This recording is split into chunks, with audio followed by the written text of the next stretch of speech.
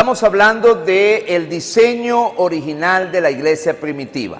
Dice, y perseveraban en la doctrina de los apóstoles. Pero ahora vamos al verso 43, que es lo que vamos a hablar en esta mañana. Dice, y sobrevino temor, a ver, dígalo, y sobrevino temor a toda persona.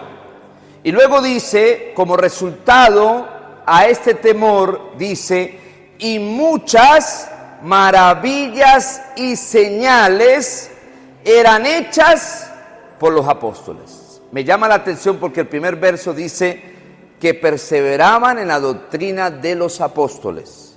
Y ahora dice que había muchas maravillas y señales eran hechas por los apóstoles. Que Dios bendiga su palabra, puede sentarse. Diseño original de la iglesia primitiva. Y hablamos de la iglesia que el Espíritu Santo quiere construir en este tiempo, en sus últimos días. Así que imagínense que a usted le dan una audiencia con el rey más poderoso de la tierra o el presidente de la nación más influyente que hay en esta tierra. Nadie entraría a ese despacho comiendo chicle, mirando el celular o con una actitud relajada. No, entraríamos con un corazón palpitando. ¿Aló? Un corazón palpitando, conscientes de la importancia de ese momento. Pues sin embargo, a menudo nosotros experimentamos o vemos que entramos a la presencia de Dios como que entra cualquiera a una panadería. Y en Hechos 2:43, dice que sobrevino temor a toda persona. Eso dice el texto. ¿Alguien me oye? ¿Alguien me oye? No fue un evento de entretenimiento, sino era una colisión entre el cielo y la tierra. Y es que la verdadera presencia de Dios no se mide por la cantidad de ruido que hacemos, sino por la profundidad de asombro que hay en nuestro corazón al ver a Dios. La Biblia nos habla de que, por supuesto, hay gritos de júbilo, hay gritos santos que hubo, pero también nos habla de silencio reverente ante la presencia de Dios. Porque el Espíritu Santo nunca va a venir a una iglesia, nunca va a venir a nosotros para entretener nuestras emociones. El Espíritu Santo viene a nuestras vidas para cambiar y transformar nuestra naturaleza. Por eso la Biblia nos habla del asombro por lo que Dios hace. Y muchas veces ese asombro nos lleva a gritar de un júbilo santo. La Biblia nos habla, querido hermano y querida hermana, que el pueblo de Israel un día gritó por las murallas de Jericó. Dice que ellos gritaron y las murallas cayeron. Y ese no era un ruido cualquiera, era un ruido de fe, era un ruido de victoria, era un ruido sano, hermano. ¿Y por qué? Porque ese ruido nace desde la convicción de nuestro corazón. La Biblia también nos habla de otro ruido, que no fue como el ruido de allá en el grito de la muralla de Jericó, sino el ruido que hubo con el becerro de oro. En Éxodo capítulo 32 nos muestra un pueblo gritando, un pueblo bailando, pero que no tenía a Dios. Así que podemos estar en un ruido de entretenimiento y de desenfreno, pero es importante que tú y yo podamos entender, querido hermano, que entrar a la presencia de Dios es una colisión entre lo eterno y lo natural de nuestra vida, lo temporal de nosotros. Así que debemos tener mucho cuidado si hemos domesticado a Dios, pensando de que Dios como que nos debe favores a nosotros, pensando que como que es un amigo que nos debe resolver los favores a cada uno. No, hermano, debemos salir de aquí convencidos que estamos delante de nuestro Creador, que nos ha dado la bendición de poder respirar, que nos ha dado la bendición de tener la vida. Así que cuando usted mira el secreto de la iglesia primitiva, no se trataba de una técnica de oración, se trataba de una iglesia que se asombraba asombraba por lo que Dios hacía en su vida día a día. Hechos 2:43 nos habla de un principio espiritual inquebrantable. Dice que las maravillas y señales no nacieron de un espectáculo de 3,000 personas, no, sino que nacieron de algo que se llama temor, y temor en griego es phobos, algo que tiene que ver con la reverencia, hermano. Hoy si no vemos señales, hoy si tú y yo no estamos viendo señales, es porque hemos perdido el asombro de lo que Dios hace en nuestras vidas. La iglesia se ha ido, mirando la situación, ha ido perdiendo ese asombro por lo que Dios hace. Hoy pudiéramos tener en Venezuela una guerra civil. Hoy pudiéramos tener un caos más terrible en Venezuela, pero Dios tiene su mano. ¿Alguien me oye? Dios ha metido su mano. Dios se ha glorificado de una manera poderosa. Por eso lo segundo, el domingo pasado hablaba acerca de la base, del ancla, hablaba de la doctrina. Pero hoy vamos a hablar, querido hermano, de la anatomía de la presencia de Dios. La anatomía de la presencia de Dios. ¿Y qué tiene que ver con la anatomía? Tiene que ver con la estructura y la esencia, cómo se forma algo. El cuerpo, la biología tiene una anatomía de cómo se formó. Pero en la iglesia también estudiamos algo que es la eclesiología. Y cuando estudiamos la eclesiología, miramos cómo está la estructura de la iglesia. Así que la segunda base de la iglesia era esta: sobrevino temor a toda persona, y muchas maravillas eran hechas por los apóstoles. Así que lo primero que vamos a tocar hoy es que el temor abre la puerta a lo sobrenatural. Escúcheme, el temor abre la puerta a lo sobrenatural. El texto dice: sobrevino temor a toda persona. No dice sobrevino emoción a toda persona. Y permítame explicar algo, no está hablando de miedo. No está hablando de un temor de miedo, está hablando de un temor de respeto, de reverencia. Alguien por el cual cuando ve que Dios está obrando, actuando, tiene respeto. Repito, no dice sobrevino temor, hermano, o sobrevino emoción sobre la persona, sino sobrevino temor. Y permítame usar dos textos bíblicos para explicarlo mejor. Salmos capítulo 2, verso 11 dice: servid a Jehová con temor. Mire cómo dice: servir a Jehová con temor. ¿Y qué más dice? Y alegraos con temblor. Esta palabra, hermano, en el hebreo se asocia con un giro de alegría. Un giro de alegría, hermano, pero bajo la conciencia de la majestad de Dios. Alguien que ha entendido quién es Dios para su vida. Querido hermano, es alguien que se alegra porque de repente celebra que algo que Dios lo sacó del abismo y mira hacia atrás y celebra esa victoria, pero tiembla al saber dónde estaba, pero que Dios metió su mano por amor a ti y por amor a mí. Y tú y yo debemos entender eso. Debemos entender, querido hermano y querida hermana, que necesitamos asombrarnos de ese temor de Dios.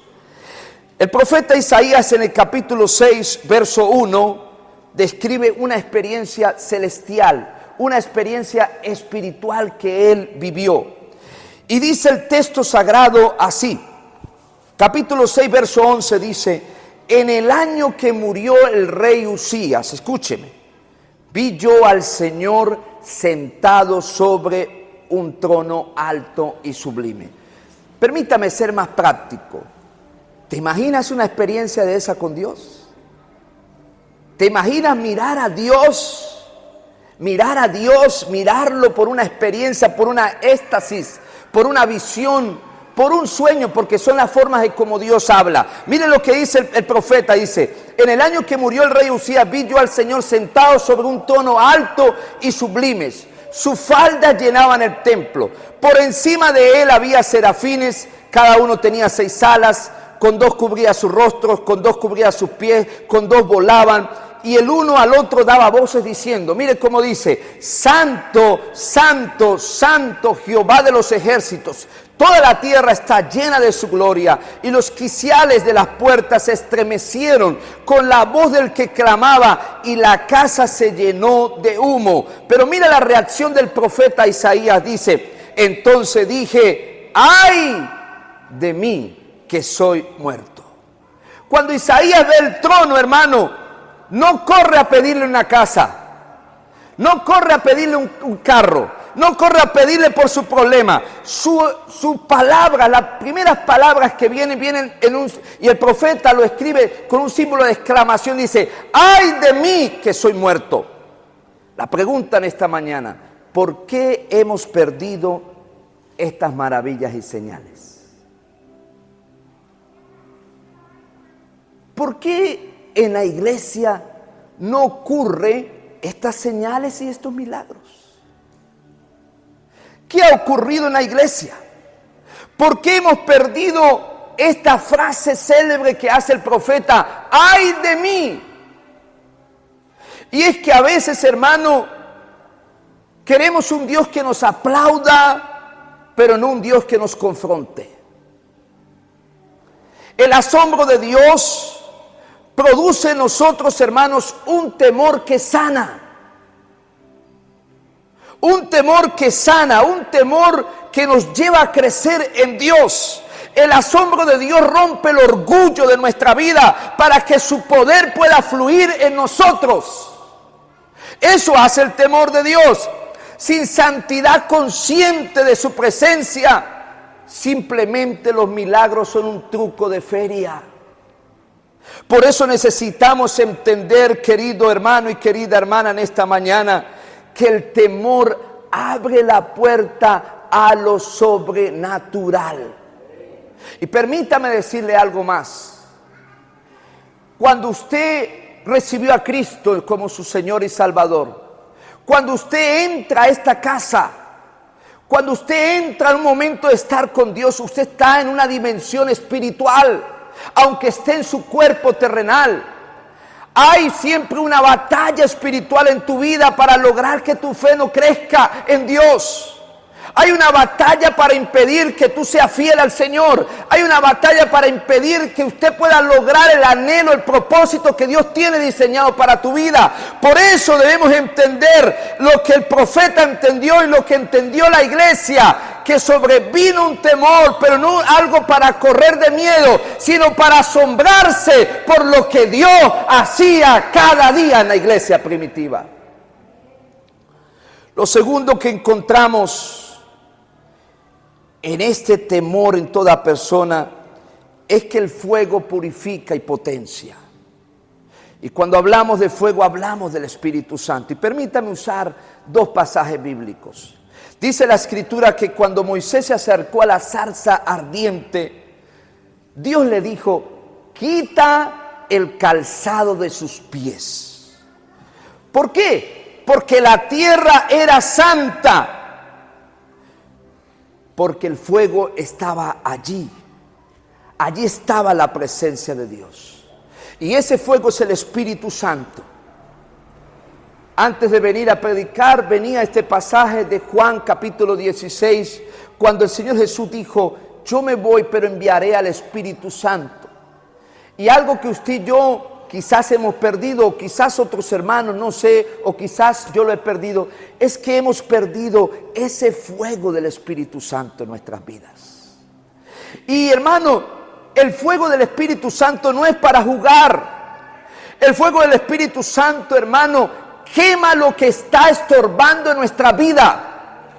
Porque Él vino para recordarnos las palabras del Señor Jesús. Él vino para convencernos de pecado. Él vino para que haya justicia en nuestra vida. Él vino para sacarnos en victoria en el juicio. Él vino para consolarnos. Él vino también para animarnos. Pero Él vino también para redarguirnos y prepararnos para llevarnos un día al cielo y presentar una esposa digna para su esposo. Queremos el fuego de Pentecostés.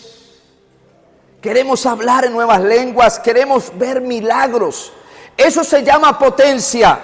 Pero evitamos el fuego que quema la mentira. Evitamos el fuego que quema el orgullo, evitamos el fuego que quema la impureza. Y eso se llama purificación. Ese es el fuego, hermano, que no podemos evitar. Dice la Escritura que las señales y maravillas eran hechas por los apóstoles. ¿Sabe por qué? Porque ellos caminaban cada día en la tierra santa. Y tú y yo tenemos que caminar en esa tierra.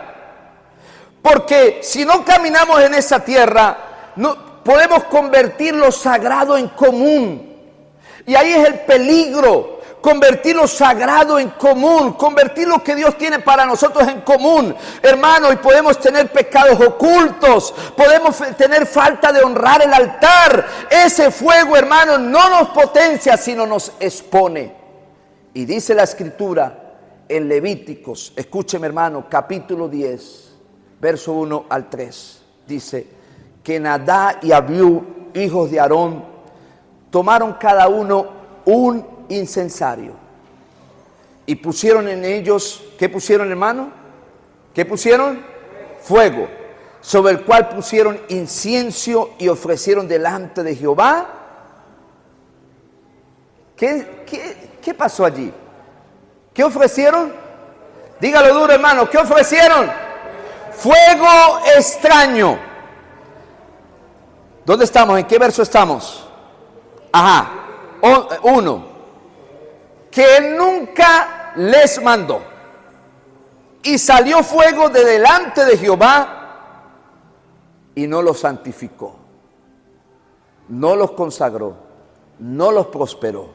¿Qué pasó? Los quemó y murieron delante de Jehová. Entonces dijo Moisés a Aarón: esto es lo que habló Jehová diciendo: en los que a mí se acercan me santificaré, y en presencia de todo el pueblo seré glorificado. Y dice que Aarón, con su dolor, como el padre dice, que cayó. Estos hijos de Aarón tenían el uniforme de sacerdotes. Habían sido sacerdotes, eran sacerdotes, querido hermano, pero ofrecieron fuego extraño.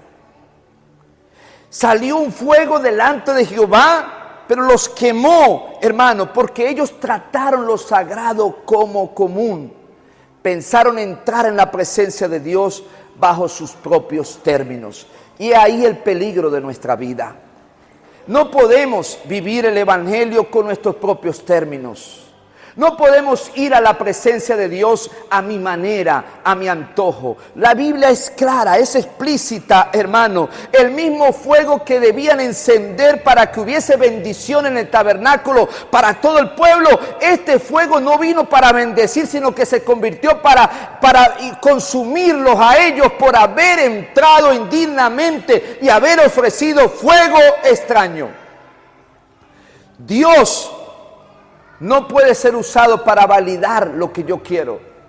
Dios no puede ser usado para validar lo que yo quiero en el ministerio, lo que yo quiero en el liderazgo. No, usted y yo debemos entender, querido hermano, como lo entendió, aleluya, como lo entendió Moisés. Moisés se quitó la sandalia de sus pies porque entendió que en el lugar que estaba era santo y que el fuego que había allí era la presencia de Dios.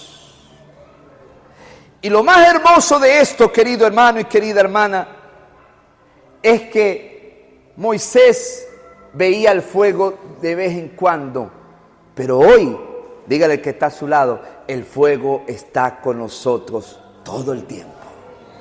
¿Cuántos quieren alabar a Dios? Yo quiero que alabe a Dios con un fuerte aplauso para Dios.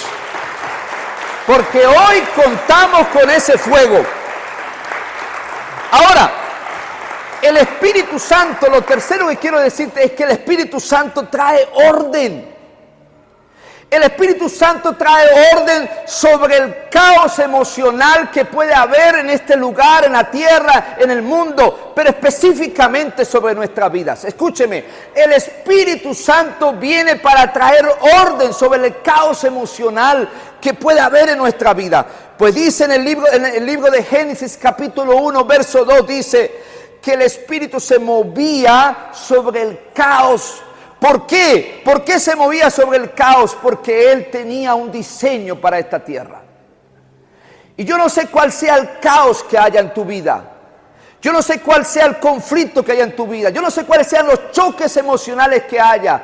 No sé qué heridas emocionales y sentimentales hay. No sé cuál sea la dureza, pero el Espíritu Santo, de acuerdo a Juan capítulo 16, Él vino, escúcheme, Él vino para traer orden en tu vida. Él vino para cambiar tu historia. Él vino para cambiar el caos. Él vino para traer a tu vida un propósito, para que tú en esta tierra puedas lograr lo que Dios ha trazado para ti. Dice que el Espíritu Santo, hermano, se movía sobre las aguas, pero la tierra estaba desordenada. El Espíritu Santo, hermano, nunca deja a alguien que está en caos, en conflicto. Él viene apresuradamente porque nos ama. Dice la Biblia en primera carta de Corintios 14:33, dice que Dios no es un Dios de confusión. A veces pensamos y confundimos la presencia de Dios con cosas sin sentido, pero el diseño original que la Biblia nos muestra era que las maravillas venían cuando que se confirmaba la palabra.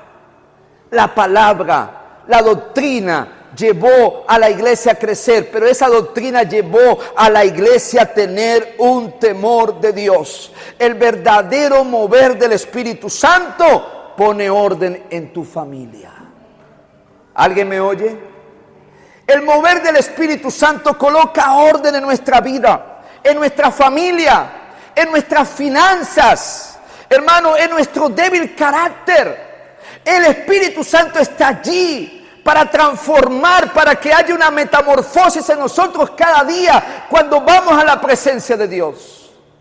Él quiere, querido hermano, moverte en tu vida, sin importar el caos, porque el Espíritu Santo es un Dios de orden.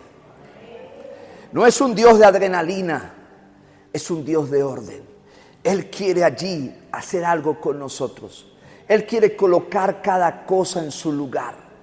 Él quiere colocar cada detalle. Él quiere que tú y yo podamos permitir que Él vaya ordenando cada cosa en nuestra vida. Él está allí, Él quiere asombrarte. El Espíritu Santo quiere asombrarte y te ha asombrado, pero hemos perdido esa sensibilidad. Y permítame ir a otra parte. El asombro convierte, hermano, un lugar en una puerta del cielo. Tu hogar puede ser una puerta del cielo. Tu vida puede ser una puerta del cielo.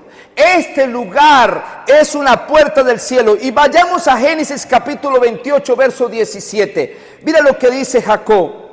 Jacob está en un lugar y dice: cuán terrible es este lugar. No dijo qué bonito es este lugar. Jacob estaba en un lugar común, huyendo de su hermano, a quien le había robado aquel regalo. Pero dice que había colocado una piedra como almohada, hermano. Pero Dios allí, en ese lugar, Dios se revela. En ese lugar físico, hermano, Dios comienza a cambiar la percepción en la vida de Jacob. Y a veces nosotros estamos a la deriva, sin saber qué quiere Dios hacer con nosotros. Vivimos inventando, vivimos tomando decisiones en nuestra vida, vivimos inventando cosas o planes para hacer, pero Dios quiere que tú y yo encontremos con Jacob esa experiencia donde venga ese sobretemor sobre nosotros y podamos ver el cabot de Dios, podamos ver la gloria de Dios en nuestra vida, pero no solo en mí, sino en toda mi parentela. Allí estaba. Jacob no tuvo miedo. Jacob no tuvo pavor, sino que Jacob entendió que allí había una puerta espiritual. Escúchame esto. Tenemos que cruzar la frontera de ese nivel espiritual. No importa que tú te muevas aquí en lo natural. No importa que tú tengas un negocio, tengas una familia, lo que sea. Pero cuando tú cruzas esa línea, esa frontera, cuando tú cruzas ese nivel espiritual, Tú ya no te comienzas a mover por las emociones. Tú ya no te mueves por la tormenta. Tú no te mueves por lo que te dicen los demás. Tú no te mueves por lo que esté pasando a tu alrededor, sino que tú entras en una dimensión espiritual y comienzas a preguntarle a Dios, ¿qué quieres para mí? ¿Hacia dónde quieres llevarme? ¿Cuál es el propósito que tú tienes conmigo? Y ese es el problema que tenemos. Jacob lo entendió. Jacob iba huyendo. Era un mentiroso. Era un hombre que le había robado la primogenitura a su hermano. Pero cuando está allí en ese lugar, la vida de él es transformada. Cuando entramos en la presencia en lo sobrenatural de Dios, hermano, en la intimidad con Dios, nuestra vida es transformada. Cuando entendemos que esto no es simplemente un edificio, aquí deben suceder cosas, porque es el resultado de una iglesia que tiene el temor de Dios. ¿Alguien me oye? ¿No me escucharon? Es el resultado de alguien que ha entendido, hermanos, y entiende y vive lo que es el temor de Dios. Y permítame decir algunas cositas aquí. Aquí está el peligro de acostumbrarnos a ver de lo que Dios hace. La Biblia dice en Números capítulo 21, y esto le llamamos el síndrome del maná. ¿Qué dice la Escritura?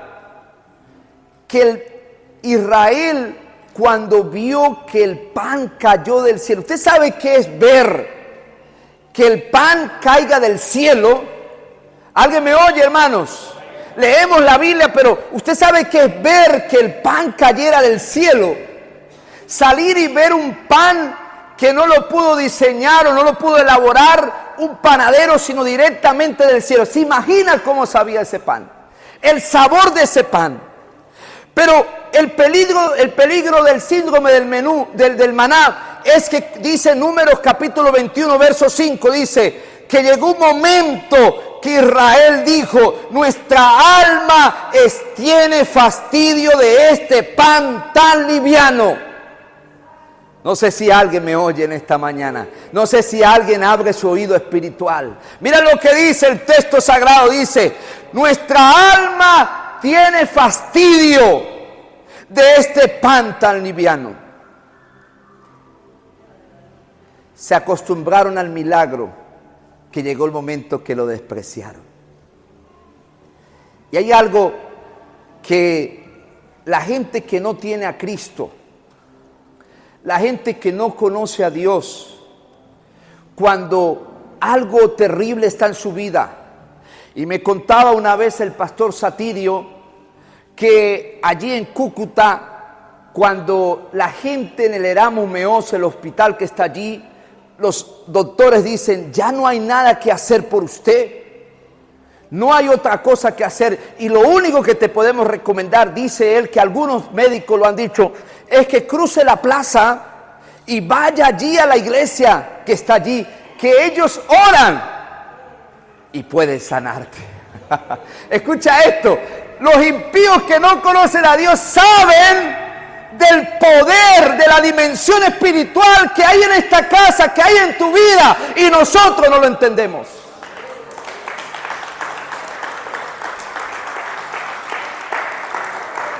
Israel se acostumbró tanto a ver el pan que venía, se acostumbró tanto a ver el fuego de noche, ver la nube de día, que llegó y dijo, nuestra alma tiene fastidio. Y permítame dejar que el Espíritu Santo sensibilice tu corazón en esta mañana. Pero no puedo pasar por alto testimonios que hemos visto en esta casa. Hace un tiempo una dama me llamó desde Puerto Ayacucho y me dijo, pastor, no lo conozco, alguien me dio su número, pero necesito llevar a mi hija está muy mal, a San Cristóbal. Ella debe ser operada por un neurólogo en la cabeza, tiene una situación terrible. Tenemos la resonancia, tenemos todo acá, le hemos hecho 3 veces la resonancia y allí está ese problema. Ese día que llegaron un martes. Aquí hay algunos hermanos de testigo. Bendita la presencia de Dios. Presencia de Dios en esta mañana, en este lugar. Y llegó ese martes y la hija estaba tan cansada que no pudo bajar, pero aquí oramos por ella. Esa semana le hicieron otra vez la resonancia y se la volvieron a repetir y no había nada en su cabeza. Pero nos cuesta asombrarnos por lo que Dios hace. Tomaron otra vez su autobús y se regresaron y su hija está sana. Tenemos que ver lo que Dios hizo en el hermano Alcides. Lo estuvieran dializando hoy, ¿verdad? Lo estuvieran dializando, pero hoy está sano. No hay una diálisis que le hagan a él todos los días. Hoy está sano.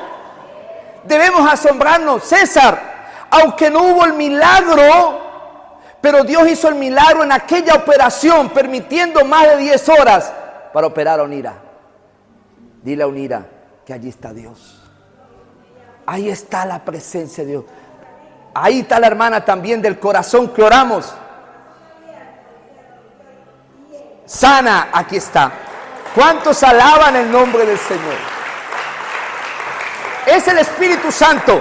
Pero me decía algo la hermana Zulma un día que íbamos a visitarla y ver cómo Dios en los pequeños detalles también obra.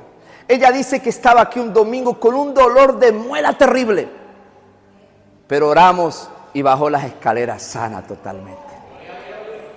Dios está en los detalles. Pero quiero contarles un testimonio que acaba de ocurrir. Hay una hermana que se llama G-Lady. Ella se cayó y fue donde un masajista. Tengan cuidado con los masajistas. Fue donde un masajista y hizo su trabajo, pero parece que hubo una situación fuerte en ella, que hubo un aplastamiento vertebral sistémico de su columna vertebral. Y ella era una mujer más o menos de altura, comenzó a bajar de estatura. Aquel dolor era insoportable, era terrible, era fuerte.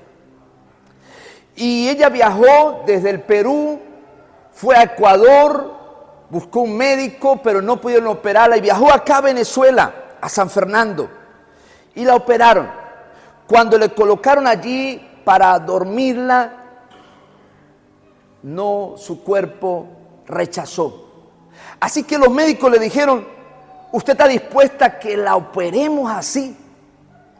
Y ella dijo: claro. Y ella dice que sentía como martillos que le daban sobre su vertebral. Allí golpeaba. El dolor era insoportable. Pero dice que cuando salió de la operación, medio subió un poquito, pero su estatura como bajó, estaba aplastando sus órganos y el dolor era insoportable. Tenía que meterse medicina. Pero ella escuchó que estaba convocando un ayuno en Mérida. Y ella se vino a ese ayuno. Y esa mañana lloré por los enfermos. Y específicamente oré por ella, la toqué y oré por ella. Ella quería hablar conmigo, pero estaba esperando que fuera a San Fernando. Así que cuando llegamos allí, ella nos cuenta que esa noche sintió como que cuando oramos por ella sintió como que si le hubiesen colocado aquello a la anestesia para dormirla, ¿verdad? Y dice que ella se acostó esa noche en el campamento y durmió toda la noche. No sintió dolor, pero durmió toda la noche, un sueño profundo. Se paró sudada, pero había un maltrato en todo su cuerpo. Y ella dijo: cuando llegue a San Fernando voy a ir al médico. Y fue al médico, querido hermano y querida hermana. Fue al médico y quiero contarte el milagro. Dice que lo primero que hubo fue que creció 4 centímetros. Escúcheme, creció 4 centímetros. Así que los órganos empezaron a ubicarse en su lugar. El dolor desapareció. Comenzó a caminar. Carga cosas y ahora no toma ningún medicamento porque ha sido sana por el poder de Dios.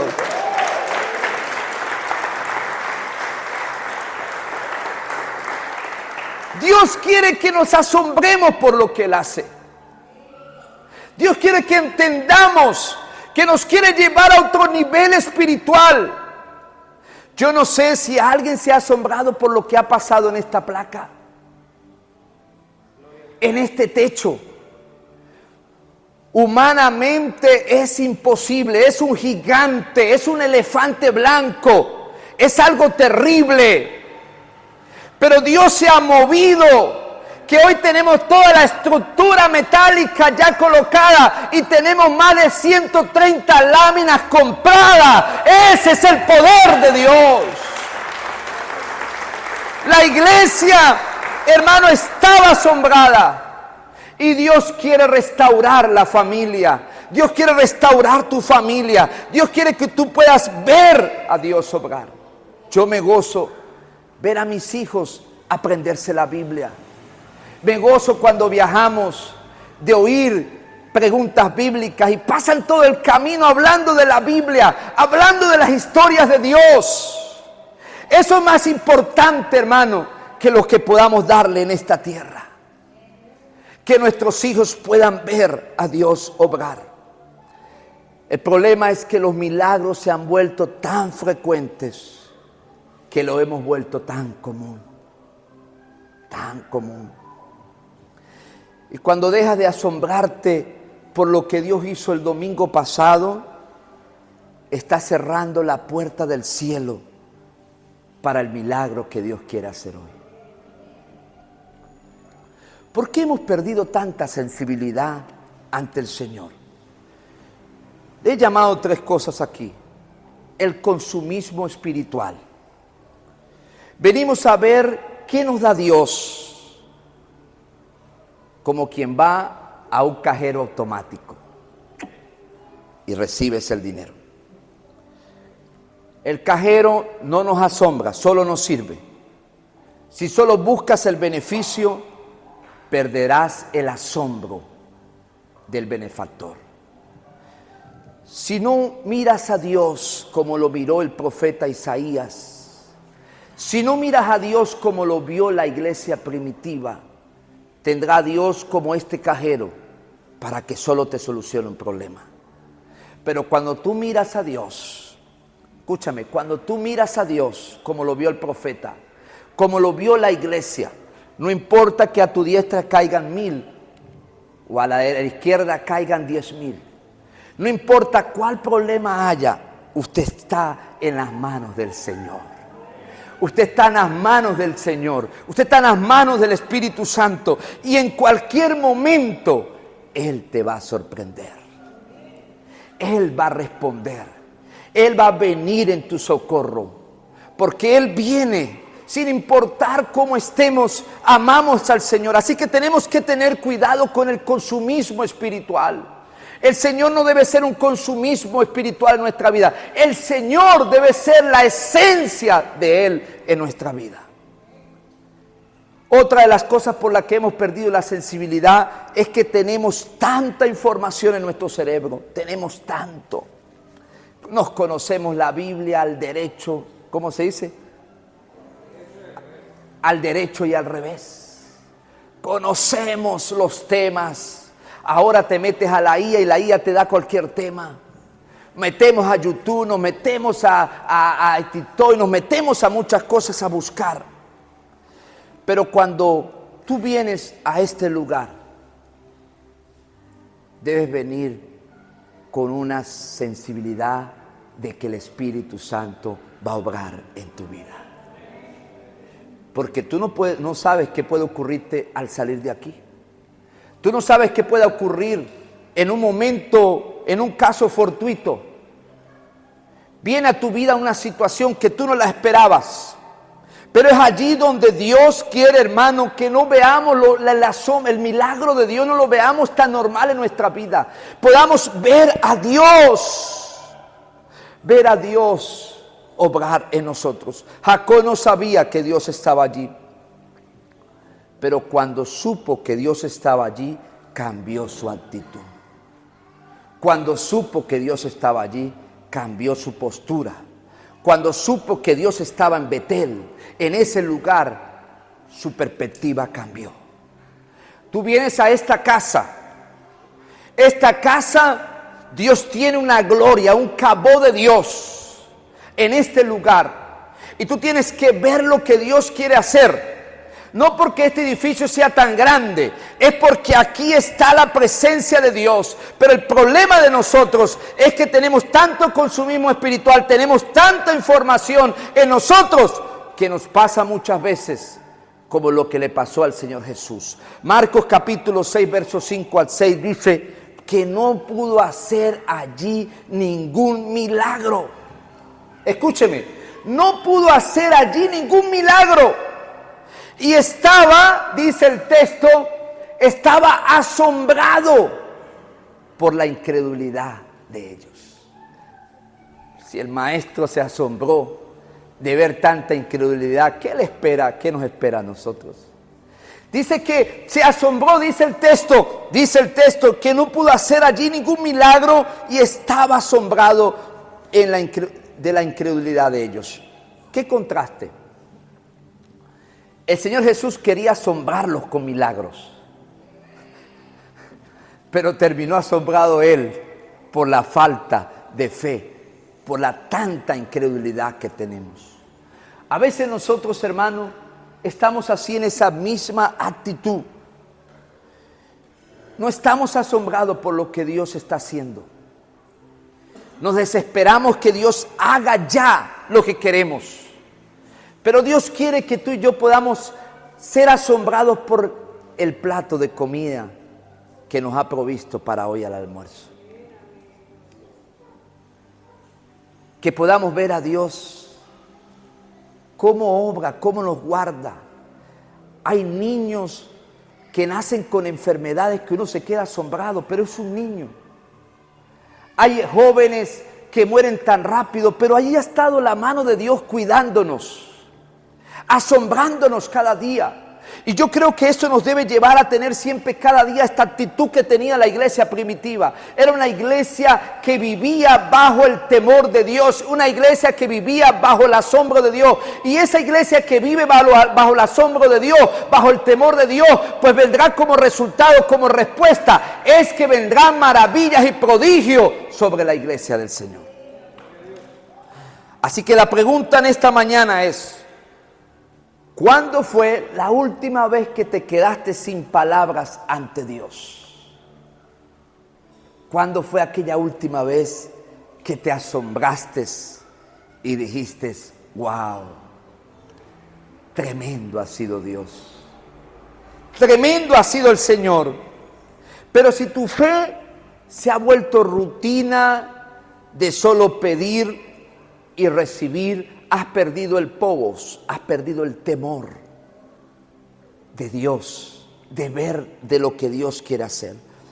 Las maravillas fueron la respuesta a causa de una atmósfera del temor de Dios. Querido hermano, si quieres ver milagros en tu casa, crea una atmósfera de honra a Dios en tu hogar.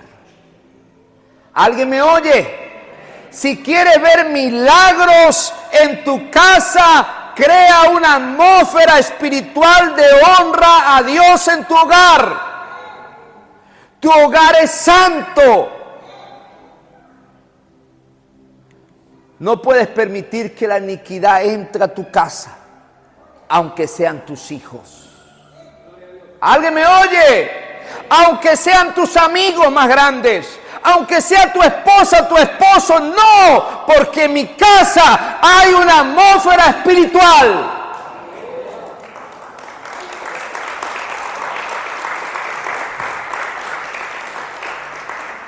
Así que deja de quejarte, vamos, y empieza a asombrarte por lo que Dios hace. Asómbrate a ver a tus hijos triunfar.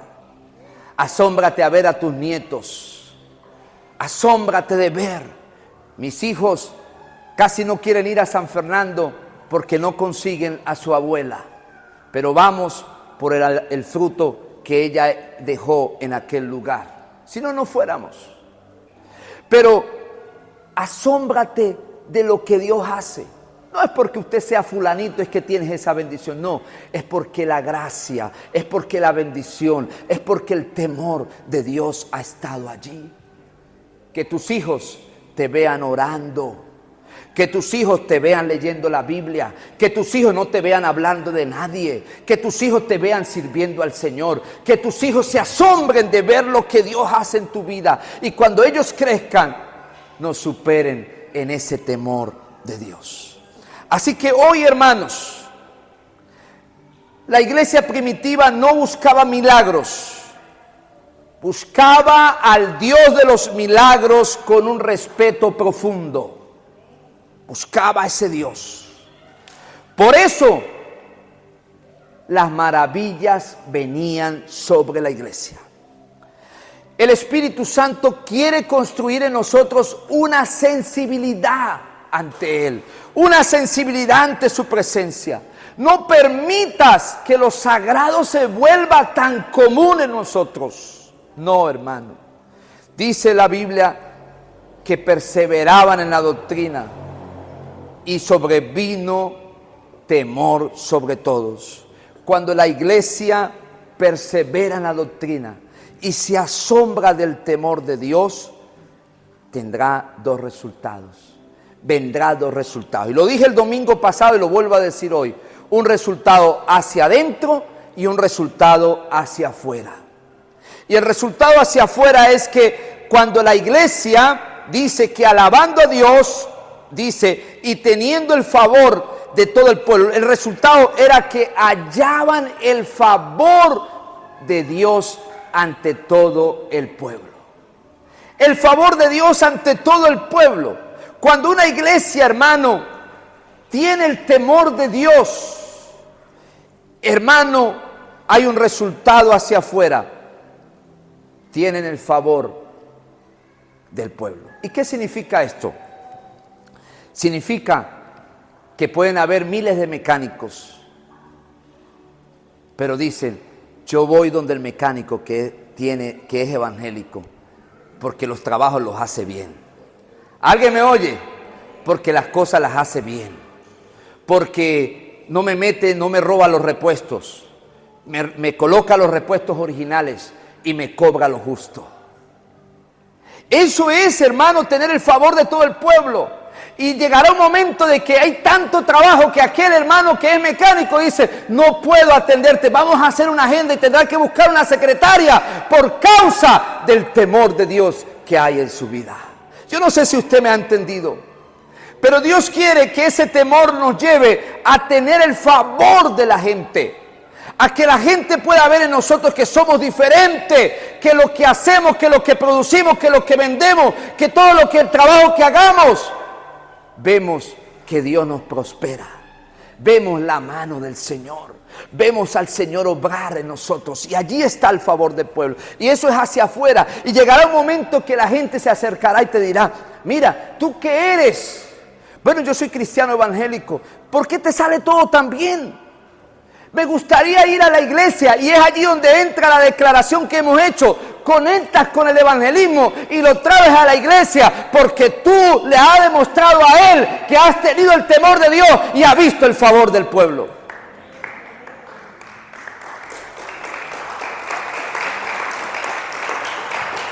Pero el segundo resultado,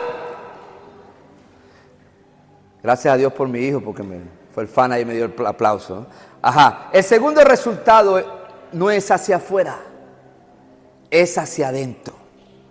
Y dice la Escritura, hermano, que el Señor añadía cada día a la iglesia los que habían de ser salvos.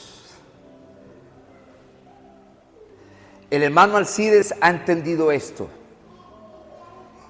y siempre me compromete pero para bien. Él les cuenta el testimonio de lo que Dios ha hecho y les dice, y si ustedes quieren, le traigo al pastor para que ore y usted va a ser sano. ¿No entendió usted esto, hermano? Ajá. Hermano, qué tremendo. Porque no soy yo. Es el poder de Dios que está en nosotros. Y en cualquiera de los que está aquí también Dios puede hacerlo. Porque es para todos. Pero el Señor añadía a los que habían de ser salvos. Porque es el crecimiento a causa de una consecuencia de una salud interna de la iglesia.